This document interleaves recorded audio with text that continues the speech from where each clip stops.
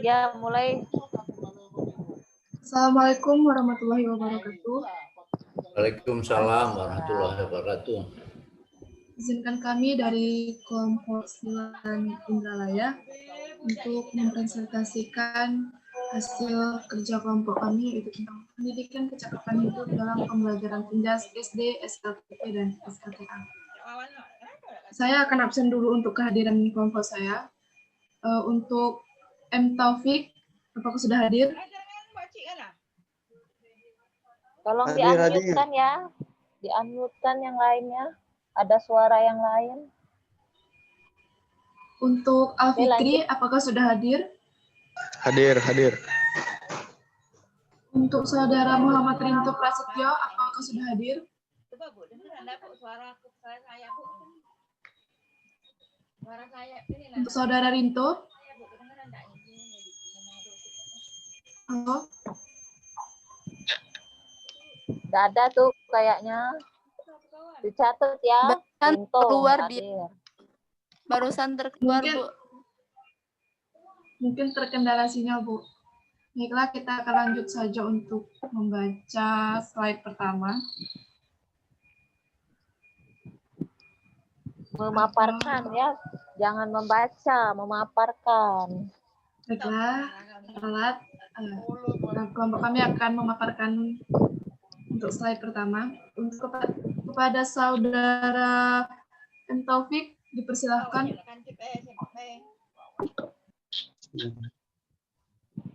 Konsep dasar kecakapan hidup.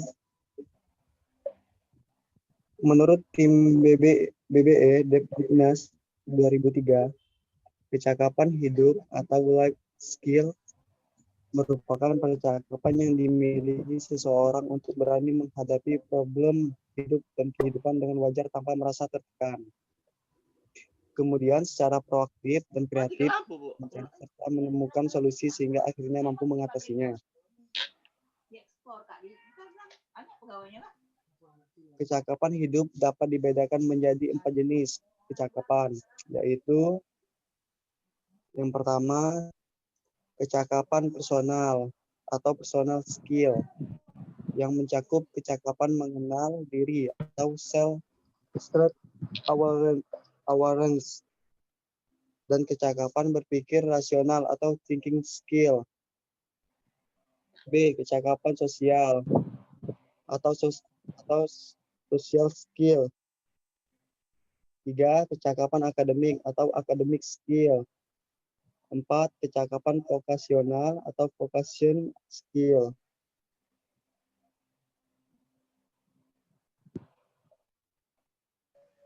Baiklah, terima kasih untuk saudara Taufik. Selanjutnya, pemaparan akan dilanjutkan oleh saudara Alfikri. Kepada saudara Alfikri, dipersilakan. Baik, landasan filosofis, historis, dan yuridis. Secara filosofis, pendidikan diartikan sebagai proses perolehan pengalaman belajar yang berguna bagi peserta didik. Pengalaman belajar tersebut diharapkan mampu mengembangkan potensi yang dimiliki peserta didik, sehingga siap digunakan untuk memecahkan problem kehidupan yang dihadapinya. Pengalaman belajar yang diperoleh peserta didik diharapkan juga mengilhami mereka ketika menghadapi problema dalam kehidupan sesungguhnya.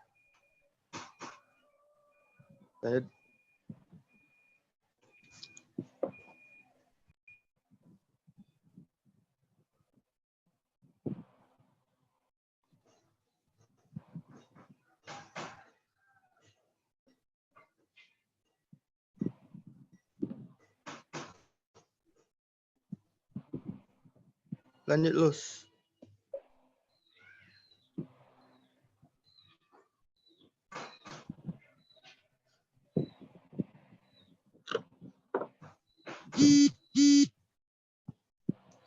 Secara historis pendidikan sudah ada sejak manusia ada di muka bumi.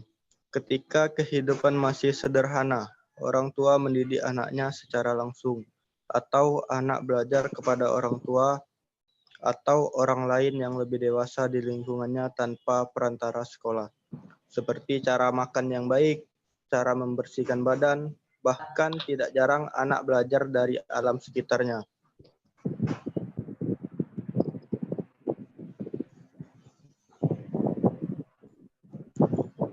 Landasan yuridis pendidikan kecakapan hidup mengacu pada Undang-Undang Nomor 2 Tahun 1989 tentang Sistem Pendidikan Nasional. Pada pasal 1 ayat 1 dijelaskan bahwa pendidikan adalah usaha sadar untuk menyiapkan peserta didik melalui kegiatan bimbingan, pengajaran, dan atau pelatihan bagi peranannya di masa yang akan datang.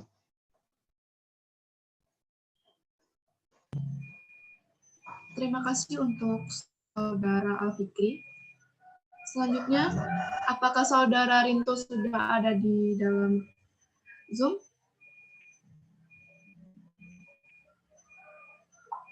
Oke, karena Saudara Rinto belum ada, kita lanjutkan saja. Untuk Saudara Taufik, dipersilahkan untuk melanjutkan.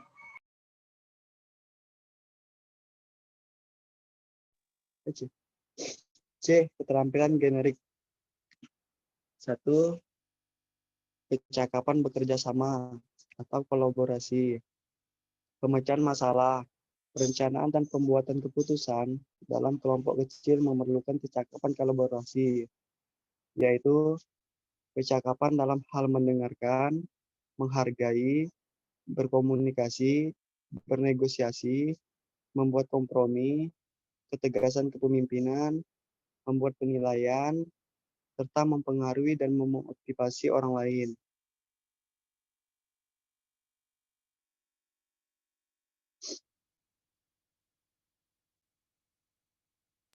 Baiklah.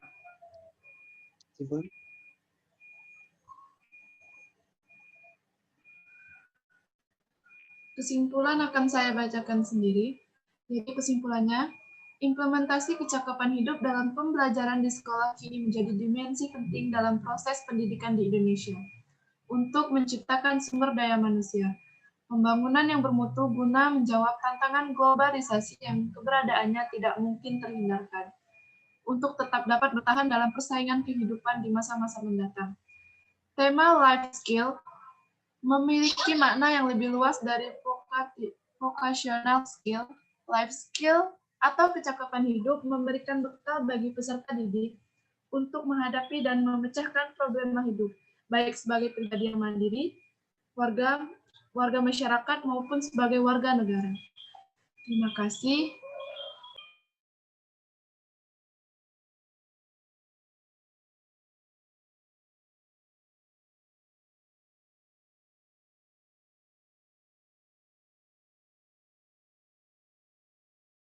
Bagaimana Bu, lanjut tanya jawab atau lanjut kelompok yang lain maju? Tanyakan dulu yang kelas Palembang tadi sudah hadir belum? Yang kelas Palembang? Untuk yang kelas Palembang, apakah sudah siap?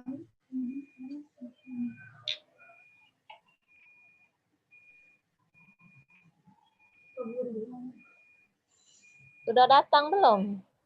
Kabul itu. Sama siapa satu lagi? Ini Bu, hari ini Kabul Reza, Petrus, sama Darmawan Bu. Nah, mana? Ada nggak orangnya? Ini ada yang sudah ada Bu, Petrus Bu. Ya. Petrus? Hadir Bu. Sudah siap? Sudah Bu. Oke. Nanti yang apa kayak membacakan itu ya, mau memaparkan itu satu orang aja sampai selesai. Nggak usah dikasihkan ke temannya ya. Ya, Bu. Satu orang aja. Silakan ya.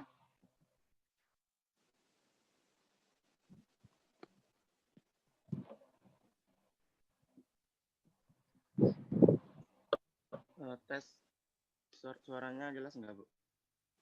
Kecil.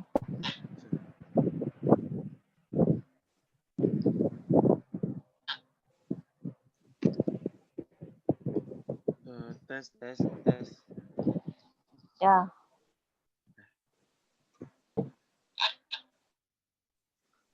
Baiklah, Assalamualaikum warahmatullahi wabarakatuh. Waalaikumsalam warahmatullahi wabarakatuh. Selamat pagi. Pagi. Dan terhormat dosen pengampu mata kuliah telaah kurikulum Dr. Andes Giartama MPD dan Bu Silvi MPD.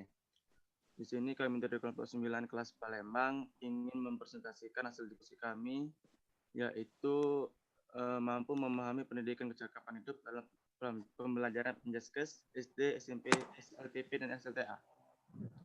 Di sini saya bekerja sama dengan teman saya, Petrus Pancasri Nugroho. Langsung saja ke materi yang akan dibacakan oleh Saudara Panca. Saudara Panca, dipersilakan.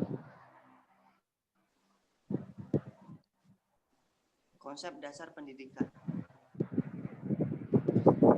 Kecakapan hidup merupakan orientasi pendidikan yang mensinergikan mata pelajaran menjadi kecakapan hidup yang diperlukan seseorang. Dimanapun juga berada, bekerja atau tidak bekerja, apapun profesinya. Kecakapan hidup atau life skill yaitu kemampuan dan keberanian untuk menghadapi problema kehidupan, kemudian secara proaktif dan kreatif menjadi dan menemukan solusi untuk mengatasinya.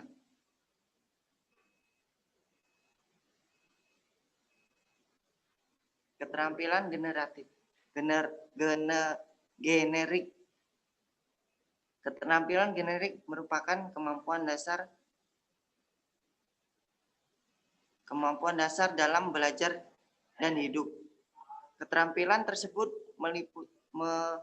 meliputi kecakapan kolaborasi, kecakapan berkomunikasi, kreativitas, berpikir kritis, kecakapan dalam teknologi informasi, kecakapan numerik, kecakapan memecahkan masalah, kecakapan manajemen diri, serta kecakapan belajar.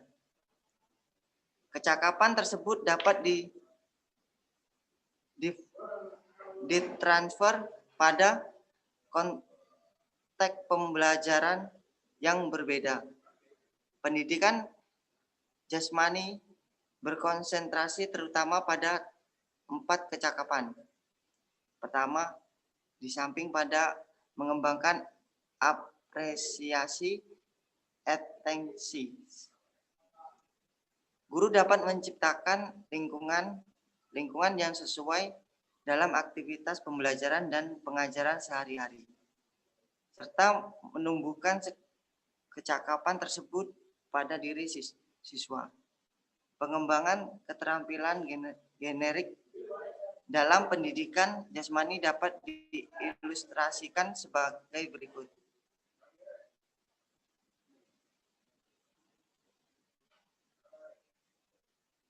Kecakapan bekerja sama atau kolaborasi. Pemecahan masalah, perencanaan, dan pembuatan keputusan dalam kelompok kecil memerlukan kecakapan kolaborasi, yaitu kecakapan dalam hal mendengarkan, menghargai, berkomunikasi, bernegosiasi, membuat kompromi, ketegasan, kepemimpinan, membuat penilaian, serta mempengaruhi dan memotivasi orang lain.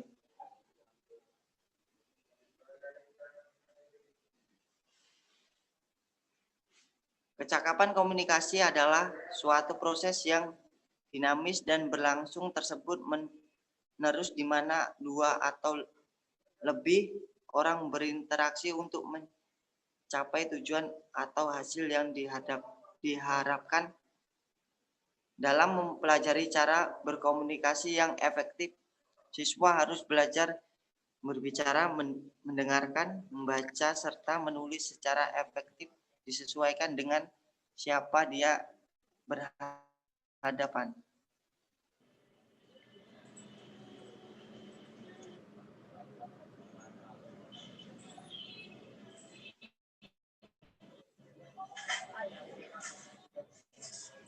Kecakapan kreativitas adalah konsep yang penting tetapi bersifat abstrak. Konsep ini sudah didefinisikan dengan berbagai cara yang berbeda. Beberapa pihak mendefinisikannya sebagai suatu kemampuan untuk menghasilkan gagasan yang orisinil dalam menghadapi persoalan.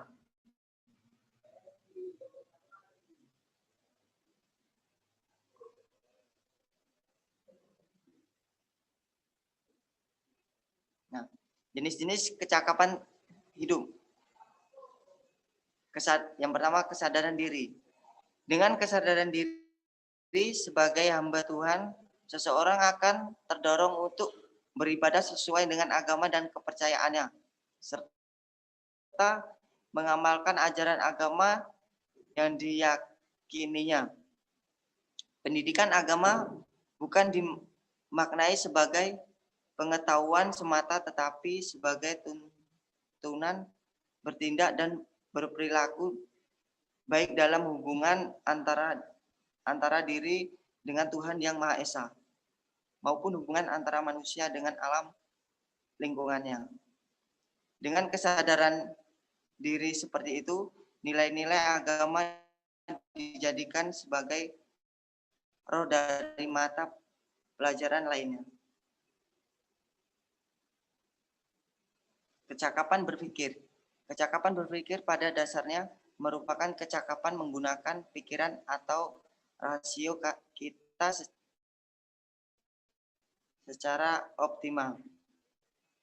Kecakapan berpikir mencakup antara lain kecakapan menggali dan menemukan informasi atau information searching. Kecakapan mengolah informasi dan mengambil keputusan secara cerdas. Serta kecakapan memecahkan masalah secara arif dan kreatif.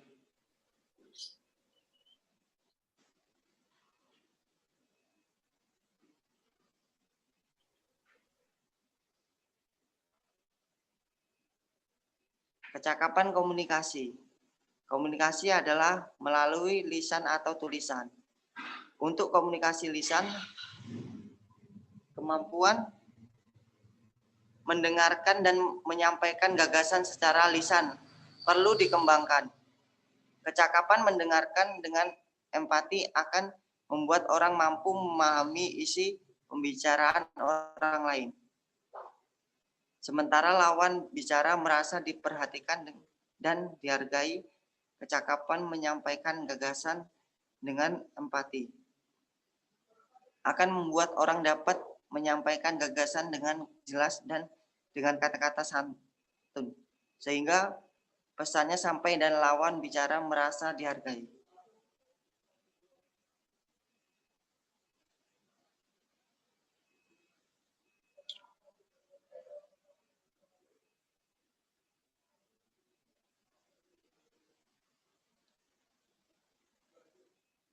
Kecakapan bekerja sama. Kecakapan bekerja sama sangat diperlukan sebagai makhluk sosial.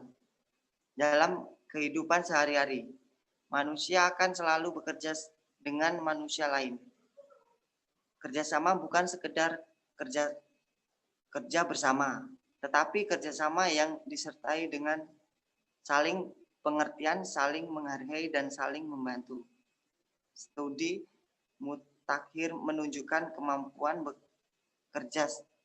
kerjasama seperti itu sangat diperlukan untuk membangun semangat komunitas yang harmonis.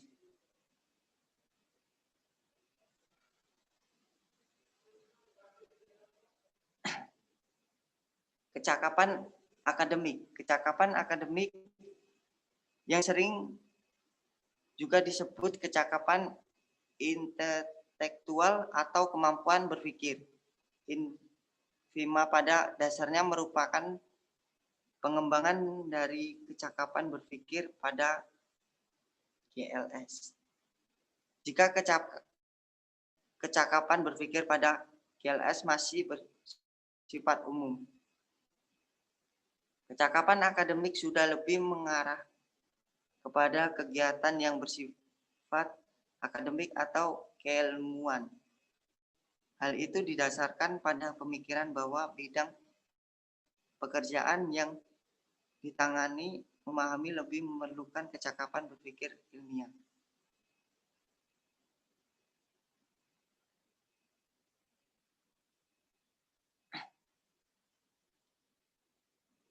Kecakapan vokasional. Kecakapan vokasional seringkali disebut pula dengan kecakapan kejuruan. Artinya kecakapan yang dikaitkan dengan bidang pekerjaan tertentu yang terdapat di masyarakat. Kecakapan vokasional lebih cocok bagi siswa yang akan menekuni pekerjaan yang lebih mengandalkan keterampilan psikomotor daripada kecakapan berpikir ilmiah. Oleh karena itu, kecakapan vokasional lebih cocok bagi siswa SMK khusus keterampilan atau program diploma.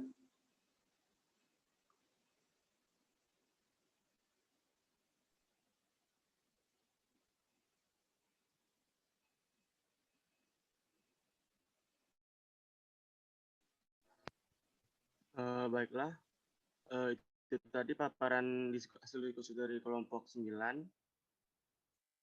Terima kasih untuk teman-teman telah memperhatikan presentasi kami. Kami serahkan untuk kelompok selanjutnya.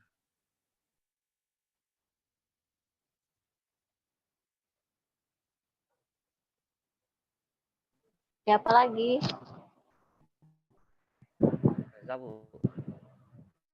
Reza. Oke, Reza. Kabul sudah datang, Reza? Alvin sudah ada, Bu. Hadir, Bu. Tak kasih suara jadi. Hadir, Bu. Ada. Nah, sehat Kabul. Alhamdulillah, Bu. Sehat. Iya. Rambut tuh disisir dulu, ya dak? Belagak-belagak lah, kan presentasi.